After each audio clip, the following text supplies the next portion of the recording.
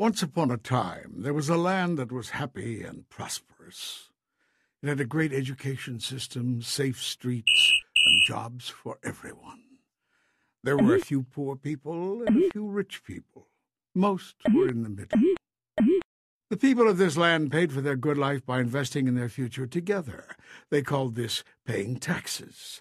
Everyone paid what they could afford. The poor people paid a little, the people in the middle paid a middling amount, and the rich people, 1% of everyone, paid more than the others. Just about everyone thought that this was best. But over time, rich people decided they weren't rich enough, so they came up with ways to get richer. The first way was through tax cuts. They didn't mind if this meant fewer services for everyone. They said, why should I care about other non-rich people? I can hire teachers, safety, waste disposal people to work for me for less money than taxes cost. And then I can keep the rest of my taxes for me.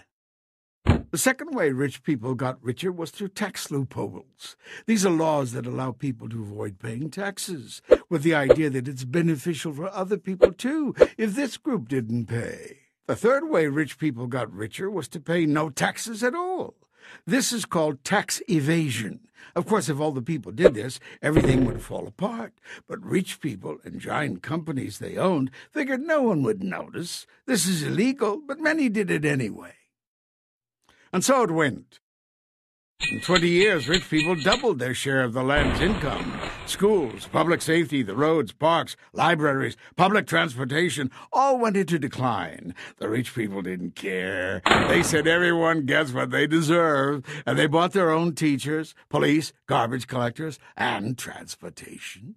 They also bought something else, elections. They spent so much money on politics, they elected people who liked what they liked.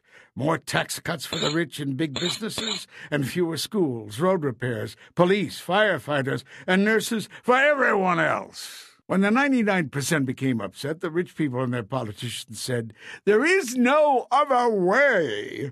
They repeated this so often many people believed them. Meanwhile, instead of investing in things that most people could use, and instead of providing jobs that paid people well like they used to, rich people found they could make more money on Wall Street. Wall Street is a place where money makes money. Here the 1% made money so fast that they devoted more and more money to it. They took some of that money and sent it far away, where workers had no rights, to produce things that workers used to produce here.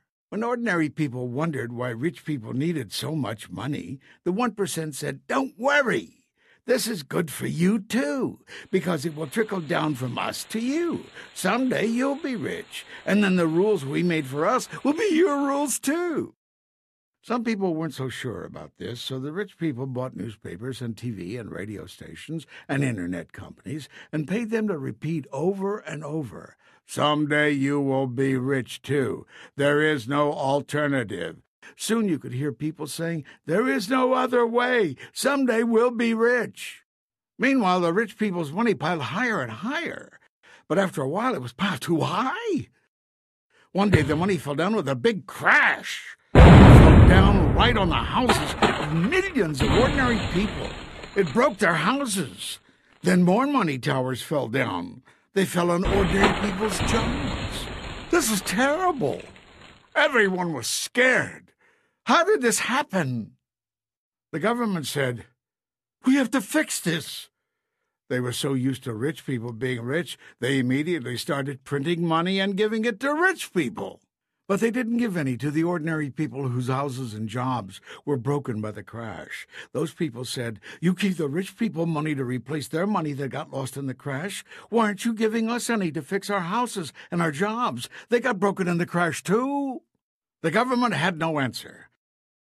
Now the people got mad. Since they weren't sure who to be madder at, the government or rich people, they got mad at both. Rich people got worried. They thought, if the people get mad enough at us, they might take some of our money. This really upset the rich people, because they loved their money more than anything in the whole world.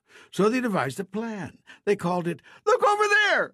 Whenever people said, "How come you rich people are getting richer while all the rest of us are losing our houses, our jobs, and our schools?" the rich people pointed at someone else and said, "Look over there." First they pointed at the people whose houses were broken and said, "Look over there. Poor people caused the crash. They built their houses in the wrong place. they hadn't done that, the money wouldn't have fallen on them. But most people didn't believe them. So the rich people pointed at someone else this time, teachers. They said, look over there. Teachers have jobs and you don't. No one can ever fire them. And lots of teachers are bad. The schools are failing. Teachers are the reason. Bad teachers. Bad teachers. Most people didn't believe this. They remembered the problem was the crash, not bad teachers. The rich people realized it might be safer for them if someone else pointed their fingers. So they took some of their money, and even though it was just a little bit of their money, it was a lot of money since they had so much. They helped more people get elected. These politicians pointed their fingers at police, firefighters, librarians, and other public employees. They said, look over there! These people are greedy. They have jobs and you don't. You don't have retirement plans and they do. They caused the crash. Some people thought this might be true. They knew someone or something had caused the money to fall. Maybe it was the firefighters. But others remembered that firefighters helped them when their houses were on fire. They also remembered it was the 1% who built the money towers that crashed on their houses and jobs. Some people even remembered those towers of money had replaced factories and jobs that people used to have. And those jobs used to have retirement plans, too. And the ordinary people remembered that the teachers and firefighters lived in their neighborhoods and shopped in the same stores and didn't seem to be the problem at all. The people looked around. They saw too many students in their classrooms. They saw their roads filling with holes. They saw when they needed help, it took longer to arrive. People began to say, maybe rich people have too much money now. And maybe our problems have something to do with the 1% not paying their fair share of taxes. And also, maybe rich people should pay the same rate of taxes they used to when our land was prosperous and more people were better off. The rich people heard these things and grew worried. They told their politicians to pass laws to prevent people from organizing, prevent people from voting, prevent people from having retirement plans.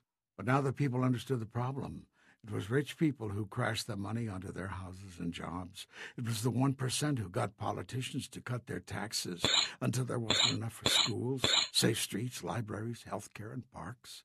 And it was rich people blaming everyone but themselves for what had happened.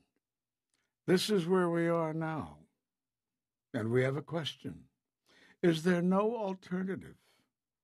Or can the people of this land do something to live happily ever after?